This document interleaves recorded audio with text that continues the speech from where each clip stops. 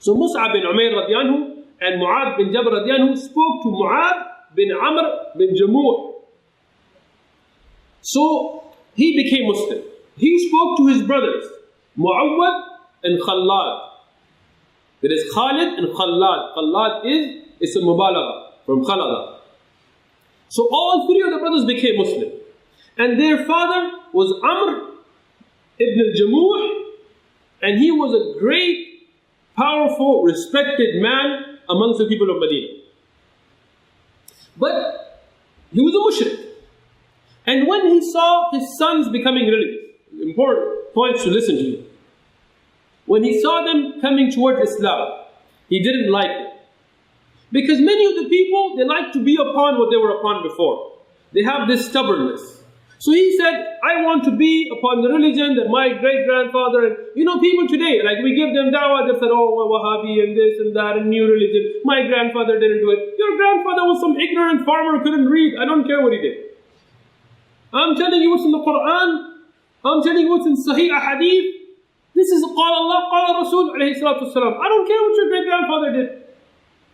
So this is the same thing today. So Amr ibn al-Jamuh, he didn't want his kids becoming Muslim.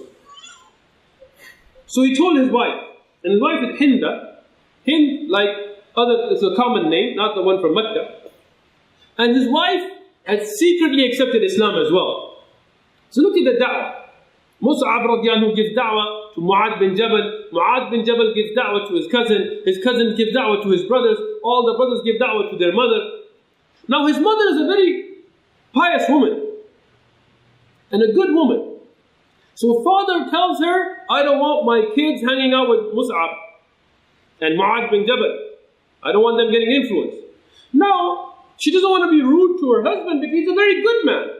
Amr bin al-Jamuh was respected because he had good akhlaq. He was a very good man. He wasn't a drunkard, he wasn't a bad man, he was a good man. But he was a mushrik. He didn't know yet. So she doesn't want to disrespect her husband. What does she say? Look at how she responds. For the sisters, listen to this.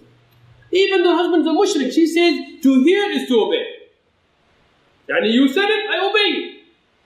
But I will give you nasiha. I will obey you. She didn't disobey her husband. Why don't you listen to your son? Listen to what he has to say. And you are an intelligent man. Look, she's praising him. She's not saying, oh, you're a mushrik, you're this. No. You tell him you're an intelligent man. If his da'wah was correct, accept it. And if it's not, I will obey you. So he says, no. I'm the father, I don't listen to my son. People have arrogance. But his sons, mashallah, they are du'at. What do? They don't disrespect their father. They don't talk back. They're not harsh. But they're Muslim. So they go at night and they find Manat. Manat was the idol that they used to worship. So they take Manat and they throw him in dirt. Next morning, Amr ibn al-Jamuh, he comes out, where's my idol? Can't find his idol. He starts cursing. He starts saying, wait, like in this, big destruction, and people get upset. The kids, they don't reply. They're not rude. They're never rude with their father. When he goes out, he finds his idol in dirt. Picks it up, cleans it, washes it, puts atar on it, polishes it up, puts it back. Tells the idol what's going on. Now the idol can't speak. Just to let you know. Even if you go to churches here and you see these big statues, they can't speak. They can't think. Can't defend themselves. SubhanAllah, here on 50th Street there was a Buddhist temple. And I'm not encouraging this, those of you watching, alright? But some of the Muslim brothers with the Somalia, they came in first, they threw rocks at it, broke its nose, broke its hand. And the Buddhists, when they came complaining to the masjid, and were like, I don't know what happened, And they fixed it up again, and they didn't even think this idol can't even protect itself. So, Mu'adh and Mu'awwad and Khallad, radiallahu anhum, they did it again. They smeared stuff on the idol. Next morning, Amr is upset. Who did this? He starts cursing. Whoever did this, I'm going to beat them and this and this and this. Washes it and cleans it. Now he's sick of this. Because this happens again and again. So what does he do? He comes up with a plan. He says, Manat needs to protect himself. So I'm going to get him armed.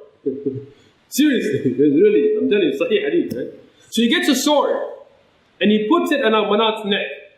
And because Manat couldn't speak, what did the Arab of Jahiliyyah do? Any of you Arab that want to get too proud of your DNA, listen to this. What did the Arab of Jahiliyyah do? They would get an old woman and ask her, seriously, no, I'm not kidding, right? They would ask her to stand behind the idol, and they're asking her, so they know she's back there, and they would ask the idol questions, and they would have the old woman answer, and they would think that's the idol's answer. You know, we laugh at this, but those of you that have been to India, Hindus aren't too far off from this. I don't really care what you think so.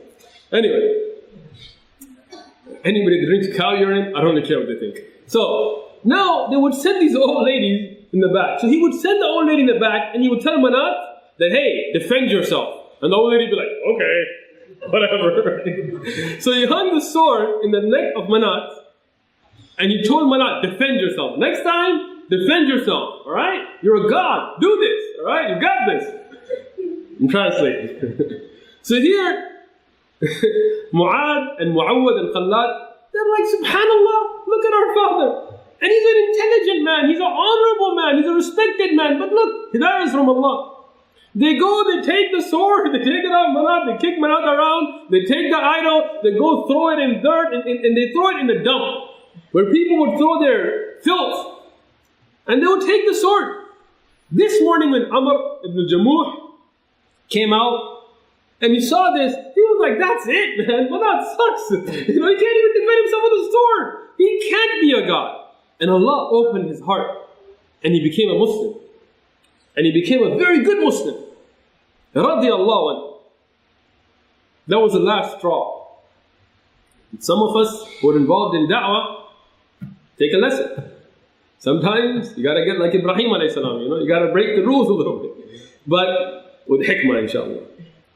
Not encouraging any kind of vandalism or violence or anything like that.